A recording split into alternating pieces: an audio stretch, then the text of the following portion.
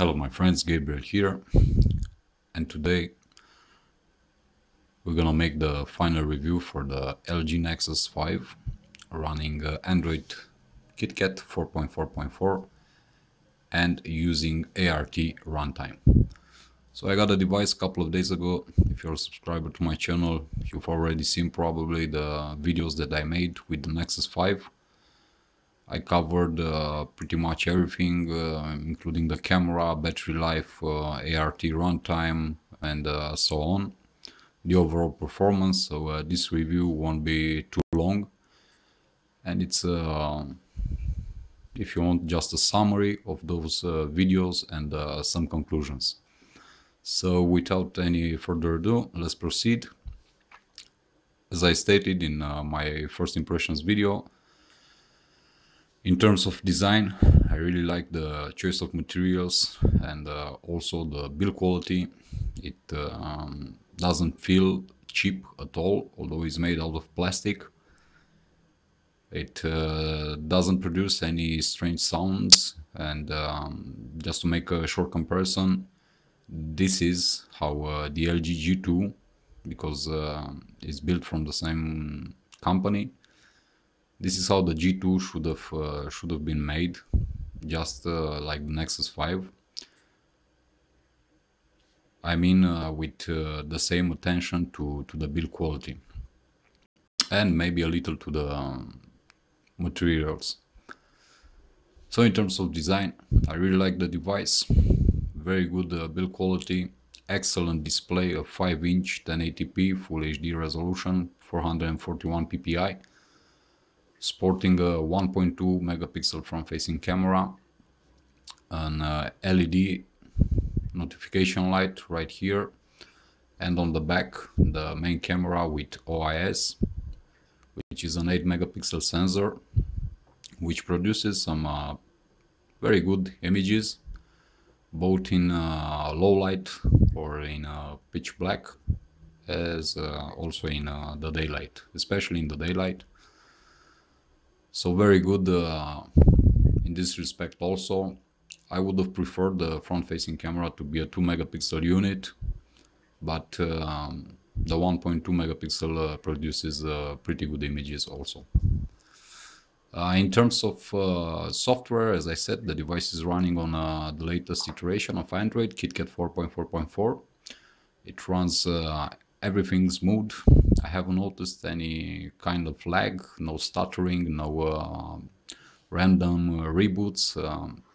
The only problems that I noticed is after the last updates, the YouTube app, it's giving some problems. Sometimes it won't open, and sometimes it will open and immediately shut down. So I'm figuring that Google needs to push another update for their YouTube app. Everything else, it's perfect. It's the best experience in terms of how the UI feels, how the device feels. Another thing, very important, and take this in consideration. As I said at the beginning of this video, I'm using ART runtime instead of Dalvik. The most interesting things about this: first of all, in benchmarks using ART, you will get some pretty low scores, especially in Antutu. Most probably because the apps aren't optimized yet to use the ART runtime. But the benefit of this is the increased battery life that you get with your Nexus 5. With ART enabled, I get about 5 to 5.5 hours of screen on time, which is pretty amazing considering the small battery inside, which is a 2300 milliamp hour battery. And with Dalvik runtime, I would usually get about 4 hours and a half, maybe, if I'm lucky. Still with the same usage, doing the same stuff, nothing different. So the biggest benefit using ART is battery life, the increased battery life, and also the fact that apps tend to open a bit faster. Other than that, nothing impressive. You won't notice any big differences, but as I said, battery life is the biggest improvement yet, from what I've seen at least. In terms of RAM management, the device behaves very well. I usually get about 1.2 gigabytes of free RAM out of the total 2 gigabytes that the device sports. And this is very good, meaning that the device won't have any problem when you are multitasking or you have a lot of apps opened in the background. So you won't slow down and you won't notice any lag or any stuttering and so on. Another thing that I want to point out, it's the loudspeaker. A lot of reviewers in their reviews have complained about the quality of the loudspeaker, saying it's very low in volume, it's very dull, lacks bass and so on. If you've seen my previous videos, you've seen already how the loudspeaker behaves, but for those who didn't, I will show you one more time. Let's go to YouTube and load a video, and let's pick this one right here. Time was, if you wanted to get your paws on the slick aluminum of the HTC One M8, you had to commit yourself to an Android phone.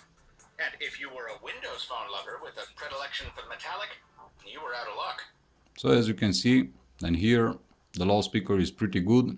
It does the job that's supposed to do. It's not the loudest, it's not the greatest, it doesn't support the same quality as the HTC Boom Sound speakers or the speakers that the high-end Nokia Lumia devices support, but it does a pretty good job.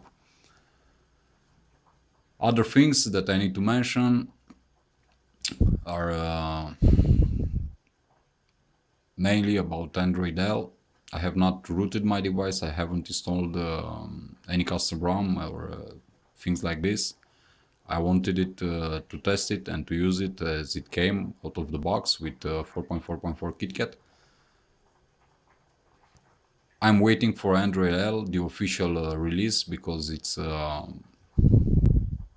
said to improve the battery life even further by about 35%. So I'm just curious if this is true. And as a conclusion, I would like to say that in my honest opinion, for the price that you pay, this device is worth every penny. My opinion is that Nexus devices, tablets or smartphones, but especially smartphones, are the best Android experience that you can get on a mobile device. A lot better because it's pure stock Android. You get the fastest updates out there from Google, and especially because they are not cluttered with all those UIs made from Samsung, for example, TouchWiz, or the Optimus UI from LG. And you get a very, very good experience for the very little amount of money that you have to pay. You are actually paying half from what Samsung or HTC or Sony, for example, is asking for their high-end flagships.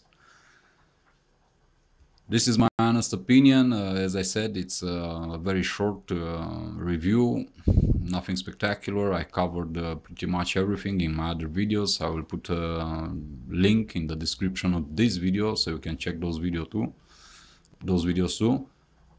And my final conclusion about the LG Nexus 5 is that if you want the best Android experience on the market, you need to buy yourself a Nexus device or the future devices that will be called Silverlight. It's worth every penny. It's the best investment for you as an Android lover or user. It's highly customizable. You can root it and install whatever you want on your device. And consider that the camera is very good, and also battery life and the screen are excellent.